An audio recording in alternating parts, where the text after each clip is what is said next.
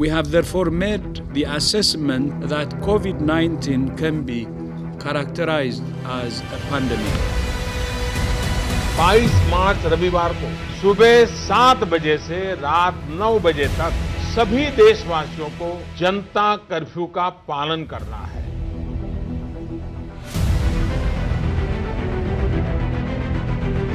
पूरे देश में आज रात 12 बजे से संपूर्ण लॉकडाउन होने जा रहा है।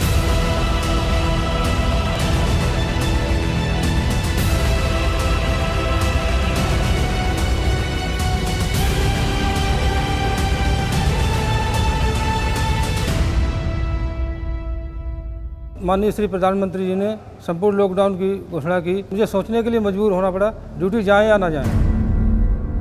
मेरे फैमिली मेम्बर ने भी मुझ पे बहुत ज़्यादा स्ट्रेस दिया कि नौकरी छोड़ दो अपनी। हमारे पड़ोसी ये कहते थे आप कोरोना जैसे महामारी में अंदर बाहर कर रहे हो, ड्यूटी जा रहे हो, हमारे भी बच्चे इससे ग्रसित हो जाएंगे।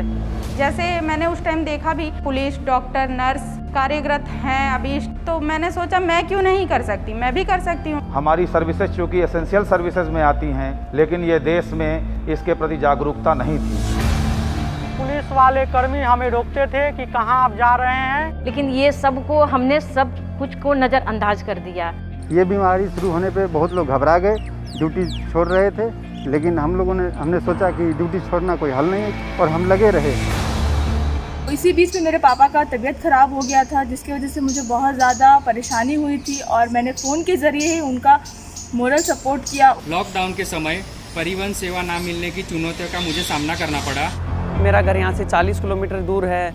मैं 1-2 बार पैदल भी आया, मैं साइकिल से भी आया, मैंने लिफ्ट भी मांगी, क्योंकि मेरा यहाँ आना बहुत ज़रूरी था। अगर मैं ही यहाँ नहीं आऊँगा तो कैसे साफ़ सफाई होगी, अगर साफ़ सफाई नहीं होगी तो पेशेंट जो आ रहे हैं वो कैसे ठीक होंगे। यातायात बंद हो गया, कैश ऑफिसर, हमारे क्रू मेंबर, इवन हमारे ऑफिस के जो ऑफिसर थे उनको भी आने जाने में बहुत तकलीफ होने लगी।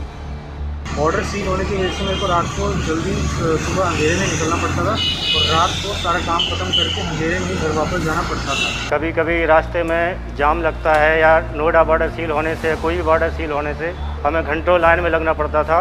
उसके बाद हम ATM पे पहुंचते थे।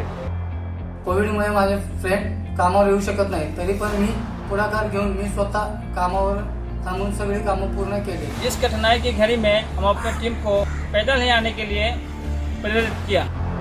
महामारी के चलते हमारे स्टाफ को 8 घंटे की जगह 12 घंटे का जॉब करना पड़ रहा था, जिससे स्टाफ बहुत परेशान था। तब मैंने उन्हें समझाया और उनके लिए आवश्यक चीज़ें ला के दी। हमारी कंपनी ने हमें नए आई कार्ड, नए पासेज बना के दिए, जिससे हमें ड्यूटी करने में अब कोई दिक्कत नहीं हुआ।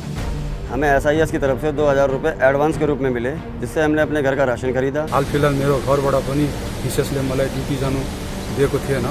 घरमा अब बस्नु, कम्पनीमा धेरै समस्याहरू छ, अब कोभिडले सताउँछ भनेर तर पनि त्यो कम्पनीले जुन चाहिँ हामीलाई ट्रेनिङ दिएको थियो।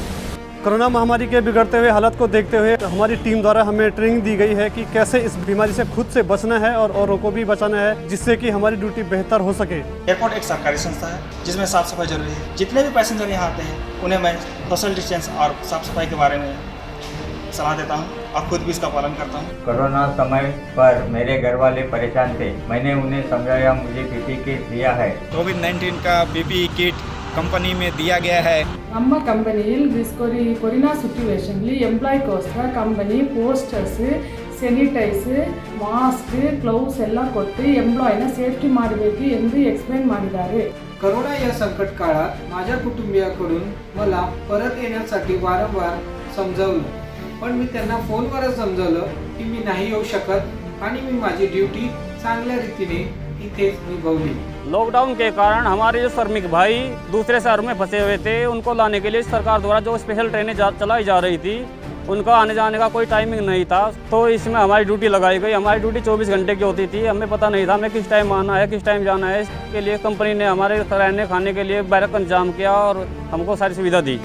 सुबह शाम ड्यूटी आता जाता था तो मुझे काफ़ी लोग ऐसे दिखते थे जिनके पास राशन नहीं, पानी नहीं पीने को। हमने इस चीज़ के बारे में बताया, उन्होंने हमें वहाँ से अपनी तरफ से कुछ राशन प्रोवाइड करवाया।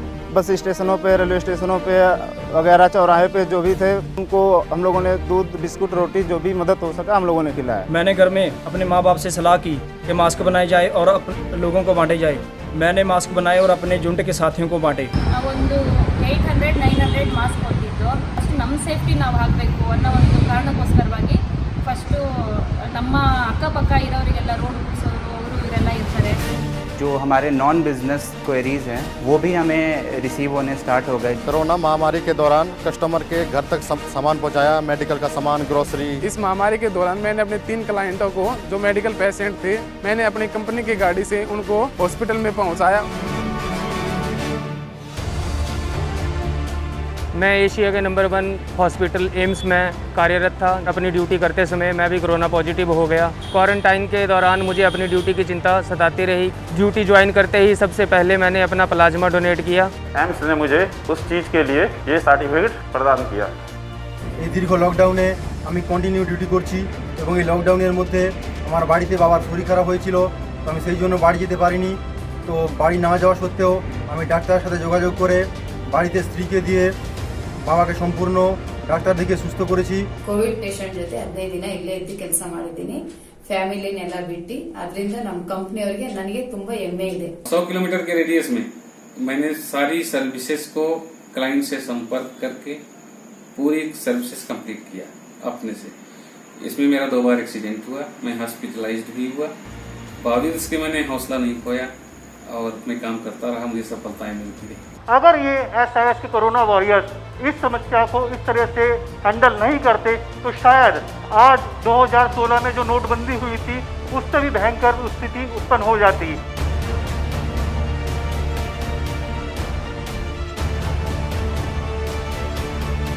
मुझे गर्व है कि हमारे देश के प्रधानमंत्री जी ने हमें कोरोना वॉरियर्स की उपाधि दी है। मेरे को बड़ा अच्छा लगता है कि हाँ मैं अपने देश के लिए कुछ कर पा रहा हूँ। अच्छी होके जब पेशेंट अच्छे होके जब जाते हैं तो हम लोगों को बहुत गर्व महसूस होता है। मुझे मान है अपने देश पर और अपनी ड्यूटी पर। मैं इसी तरह अपने फर्ज को निभाता रहूँगा।